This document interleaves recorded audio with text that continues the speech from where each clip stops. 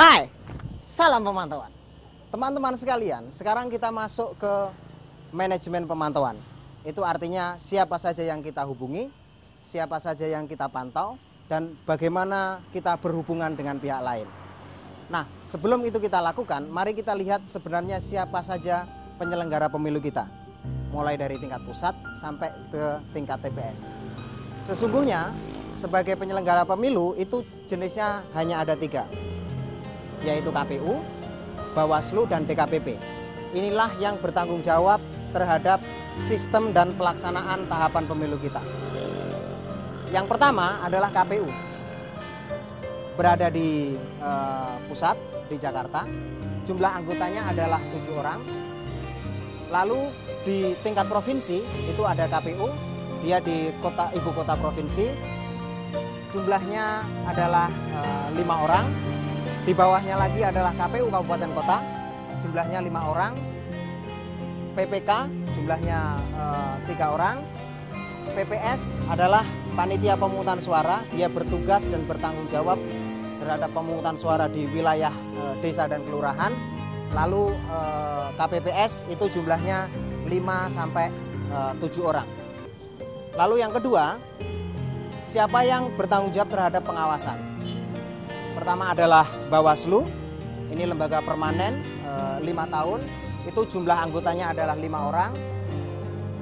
Lalu yang kedua adalah Bawaslu Provinsi, ini juga permanen juga, masa jabatannya 5 tahun, itu jumlah anggotanya 3 orang. Lalu di Panwas Kabupaten Kota, itu jumlahnya 3 orang. Panwascam itu bertugas mengawasi di kecamatan, itu jumlahnya 3 orang. Dan lalu ada PPL yang bertugas di tingkat desa dan kelurahan, jumlahnya adalah 1 orang. Sekarang ada diskusi akan ada sistem namanya mitra PPL. Tiap TPS akan ada 1 pengawas. Penyelenggara pemilu lainnya adalah DKPP, Dewan Kehormatan Penyelenggara Pemilu. Ini lembaga baru dan baru bekerja di pemilu 2014 ini. Itu adalah hanya ada di tingkat pusat dan kerjanya itu sidang-sidang terhadap pelanggaran etik dari penyelenggara pemilu. Yang selanjutnya adalah peserta pemilu. Peserta pemilu itu adalah, dalam hal ini, adalah partai politik. Ya, peserta pemilu adalah partai politik. Lalu dari partai politik itu kemudian kita punya calon-calon anggota legislatif. Nah, pertanyaannya sekarang, di mana kita berada? Sebagai lembaga pemantau, JPPR itu ada di mana saja? Sebagai informasi, Jaringan Pendidikan Pemilih untuk Rakyat itu sekretariatnya ada di Jakarta.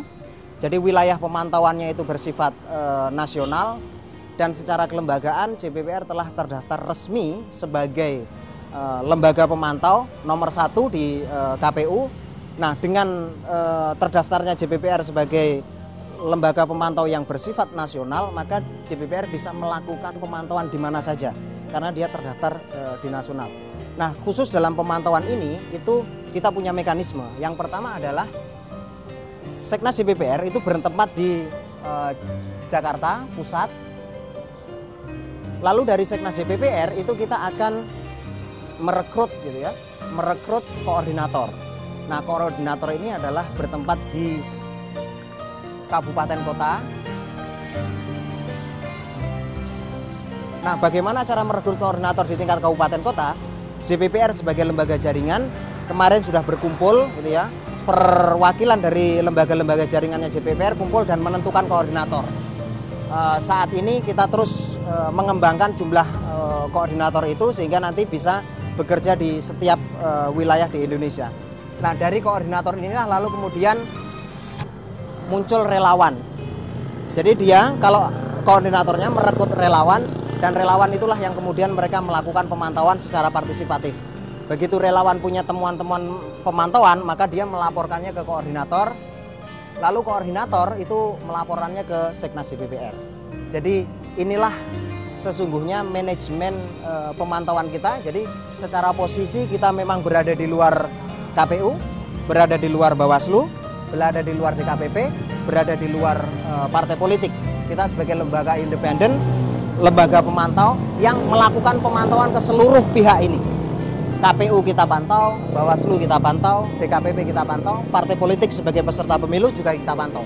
Jadi inilah posisi kita, di mana kita akan memastikan seluruh penyelenggaraan pemilu oleh berbagai stakeholders ini berjalan secara jujur, adil, dan transparan. Oleh karena itu, teman-teman sekalian, dari sinilah kita sesungguhnya bisa memposisikan diri kita, mengorganisir diri kita, dan bagaimana cara kita berkomunikasi untuk melakukan pemantauan tahapan pemilu. Salam pemantauan. Struktur pemantauan. 1. Sekretariat Nasional bertugas melakukan koordinasi pelaksanaan program di tingkat nasional. Berkantor di Sekretariat Nasional JPPR, pusat informasi seluruh pelaksanaan pemantauan.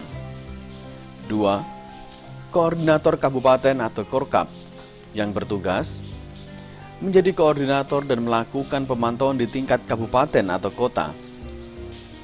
Bertanggung jawab berkomunikasi dengan KPUD dan Panwaslu setempat. Melaporkan hasil pemantauan di Panwaslu. Diisi oleh seorang perwakilan dari JPPR dan hasil mapping jaringan. 3. Relawan mandiri yang bertugas relawan pemantau sukarela yang dikoordinir oleh koordinator kabupaten atau kota, melakukan pemantauan di daerahnya masing-masing, melaporkan hasil pemantauan ke koordinator kabupaten atau kota.